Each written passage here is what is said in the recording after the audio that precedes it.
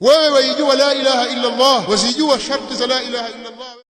Mtume sallallahu alaihi wasallam alibaki Makka miaka 13 baada ya kutumilizwa. Alingania watu katika kusahihisha itikadi kwa kumwabudu Allah peke yake na kuacha kuabudu masanamu. Na hili ni kabla ya kuamrisha watu swala, kabla ya kuamrisha watu zaka, saumu, haji, jihad, kabla ya kukataza mambo ya haramu mengine kama vile riba, zina, pombe, kamari.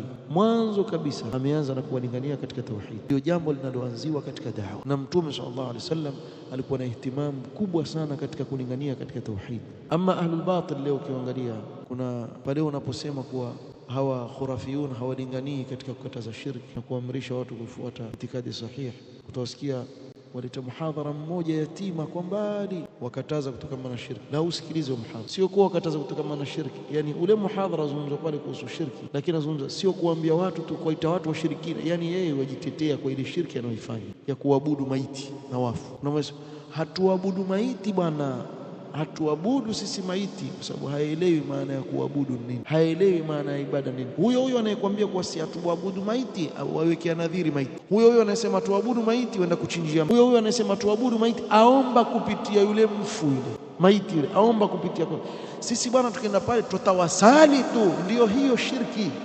tunaokuambia sisi, ma na'buduhum illa liqarribuna ila Allahi zulfa. Ndio hoja ya Abu Jahali hiyo, kuweza kumwona mtu hajui kile anachokula nini, yuala chakula jina lake alijui, asikia watu wazungumza bado hicho tu ndo misijala, kumbe ndo yuala, sababu hajui jina lake nini. Kuna bwana mmoja kwenye maulidi alikuwa hajui tishu inaitwa tishu, ile waita tishu, hajui nini, aona ni chakula. Sasa ameshika zile karatasi za kujifutia mkono, ajifutia. Sasa sikia wengine bado tishu hazijafika, hata huku pia hazijafika, ataka kula hata huku pia hazijafika, aona kama labania hivi, kama kalmati zaitwa tishu, hata huku pia. Kumbe anashika tishu hiyo ajifutia mkono, hajui kama ile tishu ni ile anoshika mkononi. Nikawa nikichekesho tu kitambo, siku hizi shajulikana, ilikuwa hajui. Kashika zile tishu ajifuta mkono, yule mwenzake kule sema huku bado tishu hazijafika, hata huku pia hazijafika, aona kuna chakula kifike na huku pia. Nyinyi kwa kula nyinyi rafi bana, atakaletewe tishu pia atafune, makaratasi hayo hayaliwi pia, atakaletewe pia. Na huku anashika mkononi, ukasema bado hazijafika huko, unasema yofikiria sijui ni labania ama ni kalmati fulani zaitwa hivyo. Sasa wewe waweza kuwa wafanya kitu hujui kama kile kitu unachokifanya ndicho hicho ulicho ndani yake.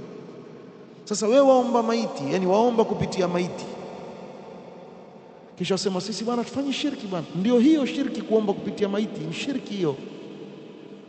Na kuna wengine waomba moja kwa moja, amuomba swali yule mtu, mimi sina mtoto, naomba utupe mtoto. Na wao pia wako wanaofanya hivyo, bali wengine mpaka kutaka kujenga msikiti pia wenda kuomba ruhusa kwa maiti. Hebu acheni mambo yenu bwana, ati bwana tumekuja kuomba ruhusa. Nyinyi kuomba ruhusa vipi sasa?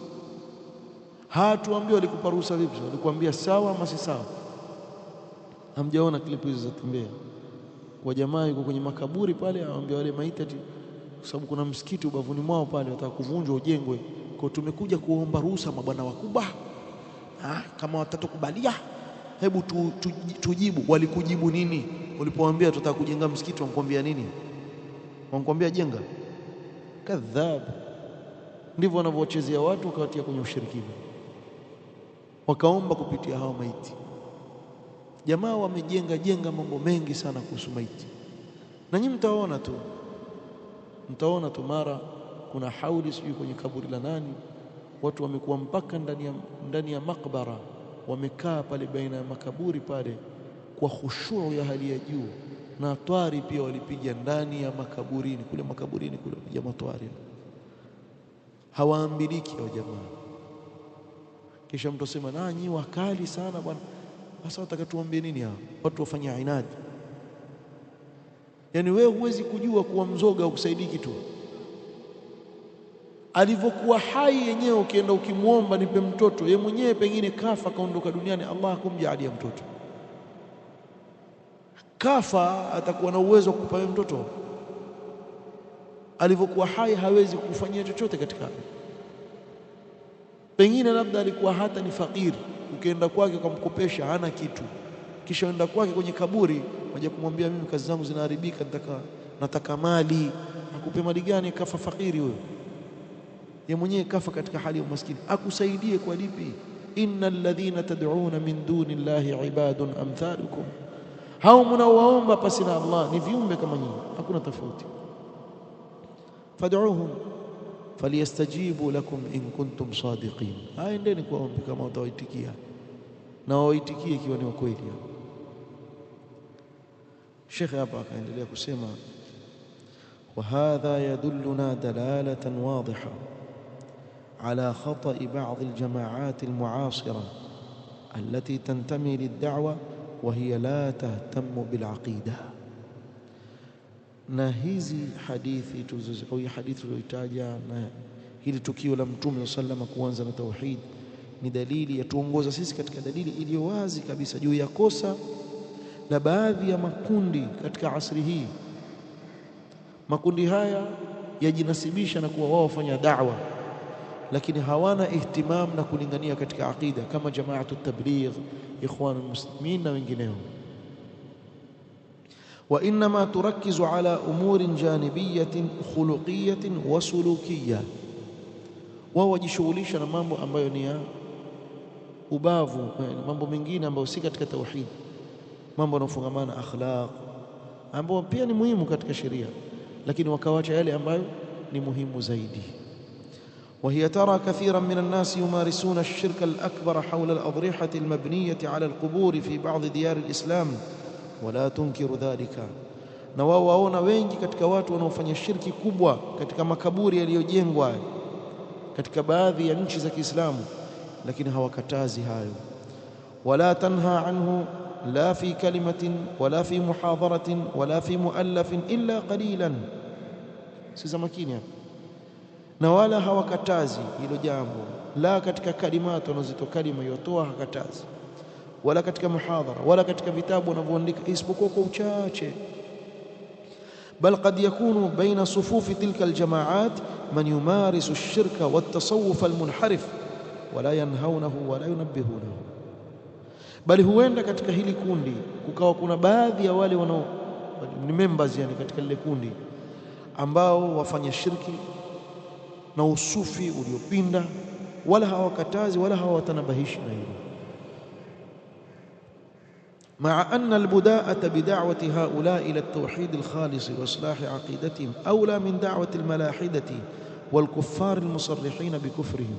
Sheikh asema pamoja na kuanza kuwalingania hawa ambao ukiwaona waona ni Waislamu, kuanza kuwalingania hawa katika tauhid iliyotakasika na kuzitengeneza itikadi zao ni aula zaidi kuliko kuwalingania malahida, mulhidin, maatheist na wengineo, na kufar ambao ni makafiri wa wazi katika kufri yao. Kwa nini? lianna al-kuffara wal malahidata musarrihuna bikufrihim wa muqirruna anna ma hum alayhi mukhalifun lima ja'at bihi ar-rusul. Kwa sababu hawa malahida kufar wao watangaza wazi ukafiri wao na wakiri kuwa yale walionayo ni kinyume na yale walionao mitume wa Allah alayhi salatu wassalam, hawataki kufuata mitume. amma ulaika alquburiyun walmutasawwifatu almunharifun, ama hawa waabudu wa makaburi hao na masufi waliopinda hao wakawa waabudu asiyekuwa Allah, fayadhunnuna annahum muslimun, na hasa wale ambao washafikishiwa da'wa wao wadhania kuwa katika Uislamu, kile wanachokifanya ni Uislamu. wa anna ma hum alayhi huwa alislam, na kile wanachokifanya ni Uislamu, bali kuna wengine waona ndio Uislamu wenyewe, kule kuomba maiti na kupeleka ibada kwa wale maiti waona ndio Uislamu haswa. qala fayaghtaruna wa yaghurruna ghayrahum, waghurika wao na kuwaghuri wengine na kuwadanganya wengine. wallahu jalla wa ala amarna bilbudaati bilkuffari alaqrabina fi ad-da'wati wa fi al-jihad, na Allah ametuamrisha mwanzo tuanze na hawa kuffar walio karibu na sisi katika kuwalingania na katika jihad fi sabilillah. Faqala ta'ala wa andhir ashirataka alaqrabin, mwanzo waonye jamaa zako wa karibu. وقال تعالى: يا أيها الذين آمنوا قاتلوا الذين يلونكم من الكفار وليجدوا فيكم غلظة واعلموا أن الله مع المتقين.